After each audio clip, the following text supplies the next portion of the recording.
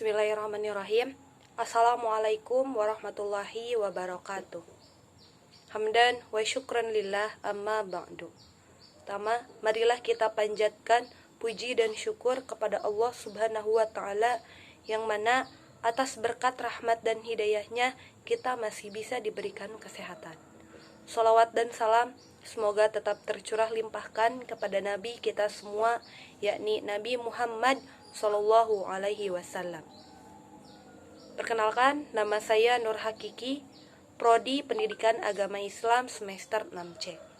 Dalam video kali ini, saya akan membahas tentang hubungan iman, Islam, ihsan, dan hari kiamat untuk memenuhi salah satu tugas hadis terbang. Langsung saja, yang pertama tentang iman. Pengertian dasar istilah iman ialah memberi ketenangan hati, pembenaran hati. Jadi, makna iman secara umum mengandung pengertian pembenaran hati yang dapat menggerakkan anggota badan memenuhi segala konsekuensi dari apa yang dibenarkan oleh hati. Iman sering juga dikenal dengan istilah akidah, yang berarti ikatan, yaitu ikatan hati. Bahwa seseorang yang beriman mengikatkan hati dan perasaannya dengan sesuatu kepercayaan yang tidak lagi ditukarkan dengan kepercayaan lain. Akidah tersebut akan menjadi pegangan dan pedoman hidup mendarah daging dalam diri yang tidak dapat dipisahkan lagi dari diri seorang mukmin. Bahkan seorang mukmin sanggup berkorban segalanya, harta dan bahkan jiwa demi mempertahankan akidahnya.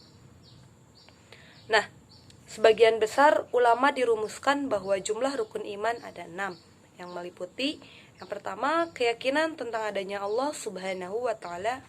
Yang kedua, keyakinan terhadap malaikat-malaikat Allah Subhanahu wa taala. Yang ketiga, keyakinan tentang kebenaran kitab-kitab yang diturunkannya. Yang keempat, keyakinan tentang kebenaran rasul-rasul utusannya. Yang kelima, keyakinan tentang kebenaran adanya hari kebangkitan dari alam kubur. Yang keenam, keyakinan kepada qada dan qadar Allah, yang baik maupun yang buruk. Dengan demikian, keimanan dalam pengertian Al-Quran adalah pembenaran tentang keesaan Allah, kebenaran para rasulnya, kebenaran datangnya hari kemudian, serta kebenaran segala yang disampaikan oleh para rasulnya disertai dengan ketaatan penuh tanpa ada tawar-menawar terhadap apa yang diyakini kebenarannya. Nah, itu tentang yang pertama tentang iman. Yang kedua, Islam. Islam berasal dari akar kata kerja aslama. Secara harfiah berarti kepatuhan atau tindakan penyerahan diri seseorang sepenuhnya kepada kehendak orang lain. Islam adalah kepatuhan menjalankan perintah Allah dengan segala keikhlasan dan kesungguhan hati.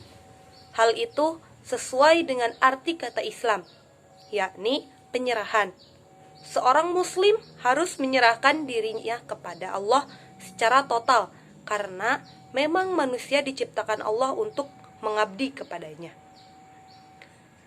Intisari Islam sebagai agama adalah keterikatan dan ketundukan pada Allah Subhanahu wa taala yang mempunyai kekuatan-kekuatan yang lebih tinggi dari manusia dan bersifat gaib, yang dapat ditangkap oleh indera tetapi bisa dirasakan dan diyakini akan adanya tauhid, pengesaan Allah, yang merupakan seruan pertama dan terakhir dari Islam.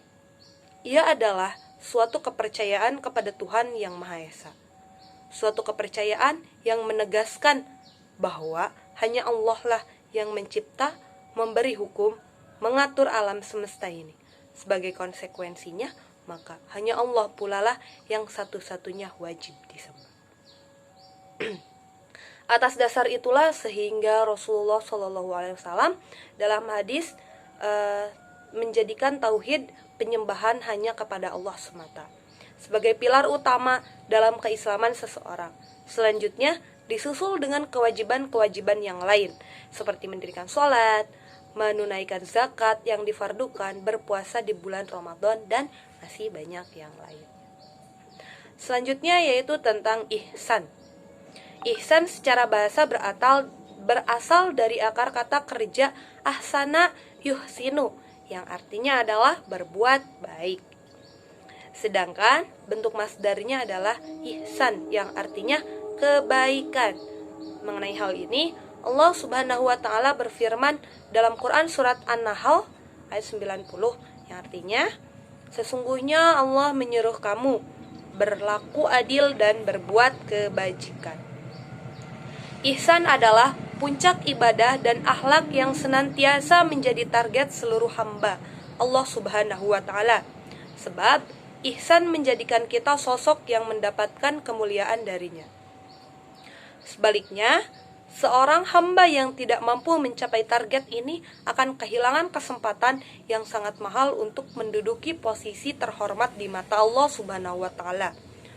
Rasulullah Shallallahu alaihi wasallam pun sangat menaruh perhatian akan hal ini, sehingga seluruh ajaran-ajarannya mengarah kepada satu hal, yaitu mencapai ibadah yang sempurna dan akhlak yang mulia. Oleh karenanya, seorang mukmin hendaknya tidak memandang ihsan itu hanya sebatas akhlak yang utama saja, melainkan harus dipandang sebagai bagian dari akidah dan bagian terbesar dari keislaman. Karena Islam dibangun atas 3 landasan, yaitu iman, Islam, dan ihsan. Selanjutnya, yang terakhir ya, tentang hari kiamat. Percaya akan datangnya hari kiamat termasuk salah satu rukun iman yang harus diyakini oleh semua orang yang beriman ya. Meskipun tidak ada yang tahu kapan saatnya tiba. Bagi mereka yang beriman, misteri terjadinya hari kiamat tidak akan mengurangi kadar keimanannya. Mereka justru lebih waspada dan senantiasa meningkatkan amal kebaikan untuk bekal menghadapnya. Namun demikian, Rasulullah Shallallahu alaihi wasallam memberikan 2 tanda terjadinya kiamat, yakni jika hamba sahaya telah melahirkan majikannya, dan jika pengembala onta dan ternak lainnya berlomba-lomba membangun gedung-gedung yang megah dan tinggi. Menurut sebagian ahli hadis, tanda-tanda kiamat itu lebih dari 2, sebagaimana terdapat dalam hadis lain. Dengan kata lain, kedua tanda hari kiamat tersebut merupakan tanda jangka panjang. Adapun tanda seperti terbitnya matahari dari arah barat merupakan tanda jangka pendek. Nah, mungkin itu pembahasan dari saya mengenai iman, Islam, ihsan, dan hari kiamat.